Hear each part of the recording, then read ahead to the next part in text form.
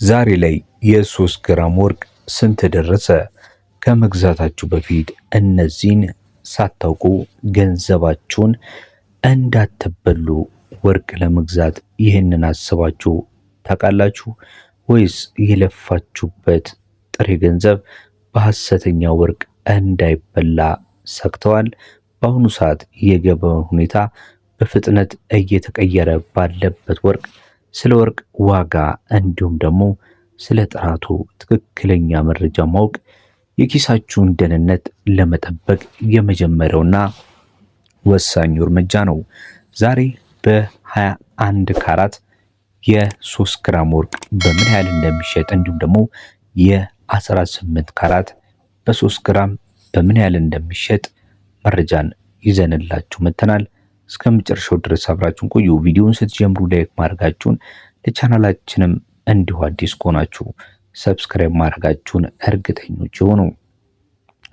የ3 ግራም ወርቅ ዋጋ በኢትዮጵያ የወርቅ ዋጋ እንደየካራቱ አይነት እንዲሁም ደግሞ በዕለቱ በሚወጣው የገበያ ተመን የሚወሰን ነው። የ3 ግራም ወርቅ በዋናነት ሁለት ታዋቂ የወርቅ አይነቶች ይከፈላል። እንደነገርኳችሁ በ21 እና በ18 21 ካራት ከፍተኛ የወርቅ ይዘት ያለው በመሆኑ ዋጋው በአንጻራዊነት ከፍ ያለ ነው።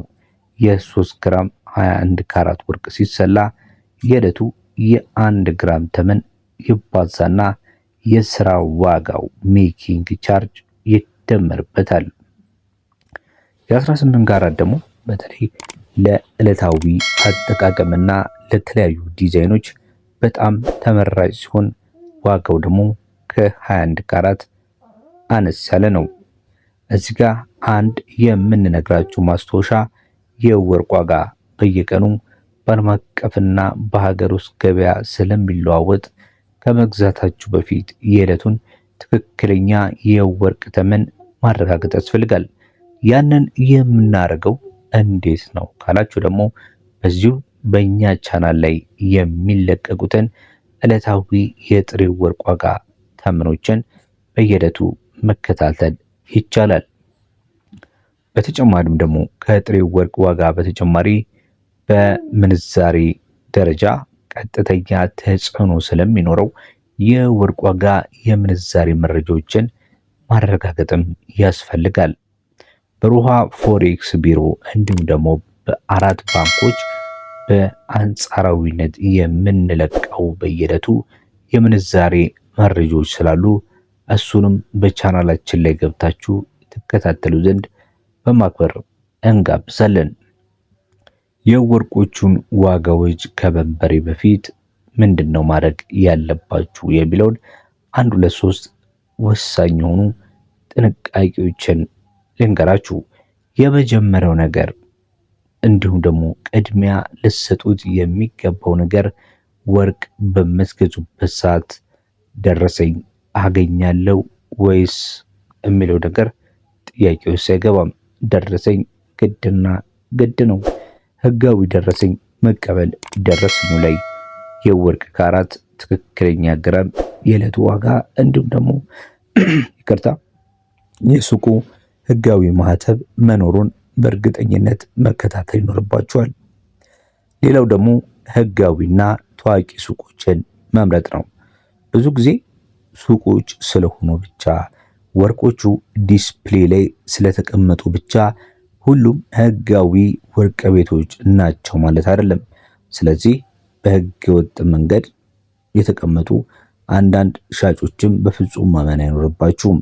የታመነ አድራሻ ያላቸው እንዲሁም ደግሞ የንግድ ፍቃድ በትክክል ያስቀመጡ የወርቅ ቤቶች የሆኑትን መምረጥ ያስፈልጋል። ከተቻለም ደግሞ ጥሩ ስምና ዝና ያላቸው የወርቅ ቤቶችን ልጠቁማችሁ እችላለሁ። ኮመንት ላይ በተለይ ደግሞ የትኛው ወርቅ ቤት የተሻለ የወርቅ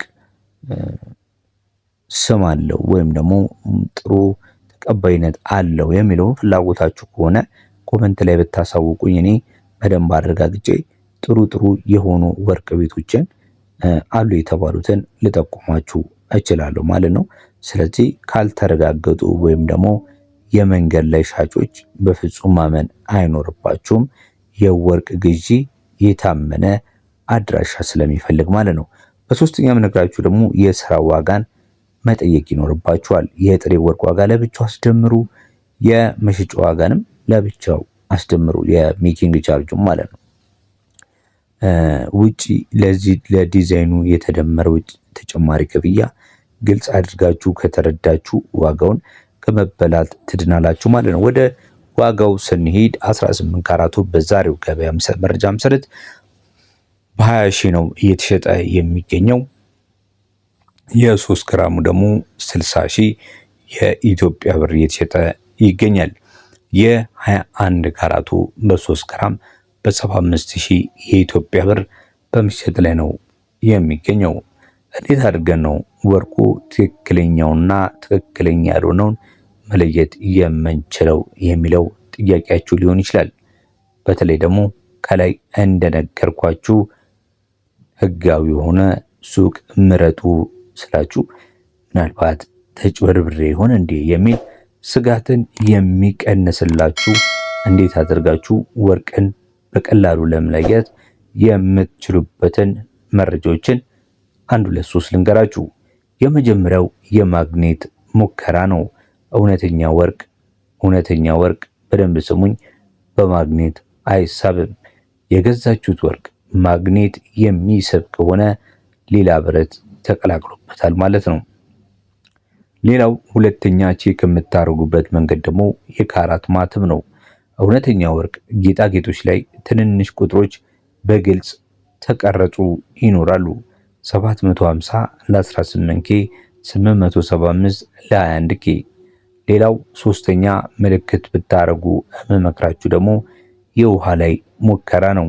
ወርቅ ከባድ ማዕድን በመሆኑ ጥልቅ ውሃ ውስጥ ባለው ዕቃ ሲጣል ማለት ነው በፍጥነት ነው ወደ ታች የሚሰምጠው። አይንሳፈፍም ወይም ቀስ ብሎ አይደለም የሚወርደው። ዴንሲቲው ከፍተኛ ስለሆነ በፍጥነት ይወርዳል ማለት ነው። ሌላው የምነግራችሁ እንትን ደግሞ የአሲድ የባለሙያ አሲድ ምርመራ ነው። ባለሙያ መሆን አለባችሁ። ይህንን ለመመርመር በጣም አጠራጣሪ ከሆነ ወርቅ ቤቶች ባለ ልዩ አሲድ የናይትሪክ አሲድ ማለት ነው በማስመርመር ሙሉ በሙሉ ማረጋገጥ ትችላላችሁ ማለት ነው። ይህንን ይመስላል እንግዲህ በጣም ምን ማድረግ እንዳለባችሁ እንዲሁም ደግሞ ምን አይነት ቅድመ ሁኔታዎችን ብታረጉ እንደሚጠቅማችሁ የነገርኳችሁ በዚህ ልክ ነው። ወርቅ እንግዲህ የሀብት ማከማቻ የውበት ማጌጫም ነው። ነገር ግን ያለ በቂ መረጃና ጥንቃቄ መግዛት ለኪሳራ እንደሚዳርጋችሁ ማወቅ አለባችሁ። ስለዚህ ሁል ጊዜ የታመኑ ሱቆችን በመጠቀም የካራት ማቱን በማየት ራሱን ከሐሰተኛ ወርቅ ጠብቁ እንላችኋለን። እርስዎ ለመጨረሻ ጊዜ ወርቅ ሲገዙ በስንት ብር ነበር?